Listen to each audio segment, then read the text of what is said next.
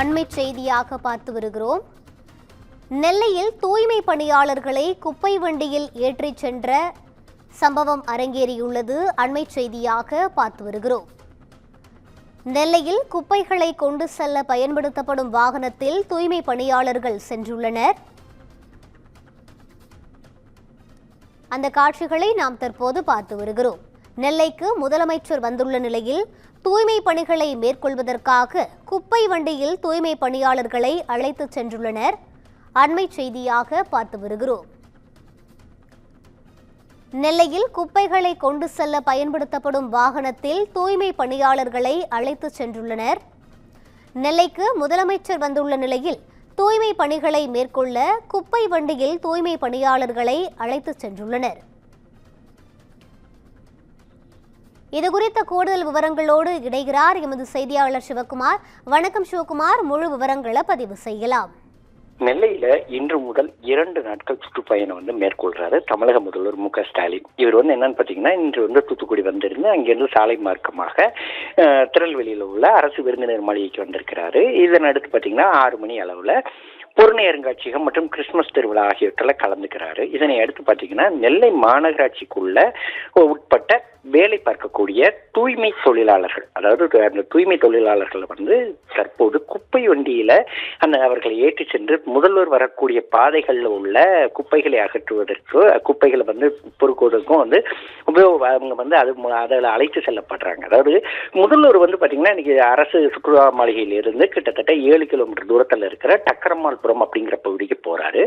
அந்த போகிற பாதைகள்ல இருக்கிற குப்பைகளை அள்ளுவதற்காக மாநகராட்சியில தூய்மை பணிகள் ஈடுபட்டு இருக்கிற ஒரு தனியார் நிறுவனம், அதாவது ராம் அண்ட் கோ அப்படின்னு சொல்லி அந்த நிறுவனம் என்ன பண்ணுதுன்னா, தூய்மை தொழிலாளர்களை அந்த குப்பை வண்டியில நிற்க வைத்து நெல்லை மாநகரம் முழுவதும் உள்ள குப்பைகளை அகற்றுறாங்க. அதாவது அடிப்படை மனித உரிமையானது எப்படின்னு பாத்தீங்கன்னா, அந்த தூய்மை தொழிலாளர்களையும் முறையானபடி பராமரிக்கணும். அவங்க கையில கிளவுஸ் இருக்கணும், அதே மாதிரி பாத்தீங்கன்னா கால்களுக்கு உரை அணிந்திருக்கணும், தலையில துப்பி போட்டுக்கணும் உள்ளிட்ட பல்வேறு விதிமுறைகள் இருக்குது. ஆனா அவர்களை சராசரி மனிதனாக கூட மதிக்காத ஒரு சூழ்நிலையில குப்பைகளை அள்ளக்கூடிய அந்த குப்பை வண்டியில அவர்களை உட்கார வச்சு அல்லது நிக்க விட்டு மாநகரம் முழுவதும் உள்ள குப்பைகளை அகற்றுவதற்கு பயன்படுத்துவதுங்கிறது பலரை அதிர்ச்சிக்கு உள்ளாக்கி இருக்குது. அதுவும் முதல்வர் தங்கி இருக்கிற அந்த சுற்றுலா மாளிகையை ஒட்டியுள்ள பகுதிகளிலேயே அந்த துப்புரவு தொழிலாளர்கள் இவ்வாறு அழைத்து செல்லப்படுவதும் பின்னர் அதை கடந்து செல்லக்கூடிய ஒரு சூழ்நிலையிலையும் மாநகரம் முழுவதும் இருக்கிற குப்பைகள், அதாவது அவர் வரக்கூடிய பாதையான பார்த்தீங்கன்னா வண்ணாரப்பேட்டை புதிய பேருந்து நிலையம் டக்கரமால்புரம் அப்படிங்கிற ஒரு 7 கிலோமீட்டர் தூரம். இந்த 7 கிலோமீட்டர் தூரத்துல சாலை ஓரங்கள்ல இருக்கிற குப்பைகளை எடுப்பதற்காகவும் அங்கு அவர் வரக்கூடிய பாதைகளை ஏற்கனவே அவர் வரக்கூடிய பாதைகளை திடீர்னு சரிப்படுத்துறோம் அப்படிங்கிற பேர் வழியில குண்டும் குழியுமாக இருந்த ரோடுகளை ஏற்கனவே மணலை போட்டு நிரப்பி தற்காலிகமாக ரெடி பண்ணி இருக்கிறாங்க. அதே மாதிரி பாத்தீங்கன்னா பல்வேறு இடங்கள்ல அவர் வரக்கூடிய பாதைகள்ல எங்கும் குப்பை தனியா நெல்லை ஸ்மார்ட் சிட்டி அப்படிங்கிற பேர்ல பேர் வாங்கினது அப்படின்னு சொல்லி ஏற்கனவே ஒரு கிளப்பிப்படக்கூடிய ஒரு வதந்தியில ஏற்கனவே இங்க பல்வேறு அடிப்படை கட்டமைப்புகள் துப்புரவு பணிகள் எதுவும் சரியில்லை அப்படிங்கிறதுனால என்ன பண்ணிருக்கிறாங்கன்னா, அவர் வரக்கூடிய பாதைகள்ல எந்த விதமான குப்பைகளும் இருக்கக்கூடாது அப்படிங்கிறக்காக அந்த அவர்களை வாகனங்கள்ல ஏற்றி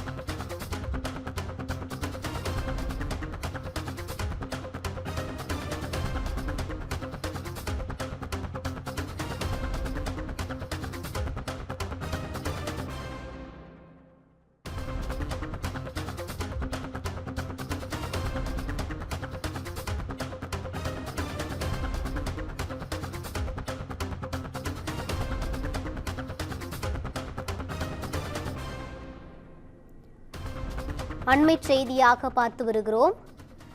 நெல்லையில் தூய்மை பணியாளர்களை குப்பை வண்டியில் ஏற்றிச் சென்ற சம்பவம் அரங்கேறியுள்ளது. அண்மை செய்தியாக பார்த்து வருகிறோம். நெல்லையில் குப்பைகளை கொண்டு செல்ல பயன்படுத்தப்படும் வாகனத்தில் தூய்மை பணியாளர்கள் சென்றுள்ளனர். அந்த காட்சிகளை நாம் தற்போது பார்த்து வருகிறோம். நெல்லைக்கு முதலமைச்சர் வந்துள்ள நிலையில் தூய்மை பணிகளை மேற்கொள்வதற்காக குப்பை வண்டியில் தூய்மை பணியாளர்களை அழைத்துச் சென்றுள்ளனர்.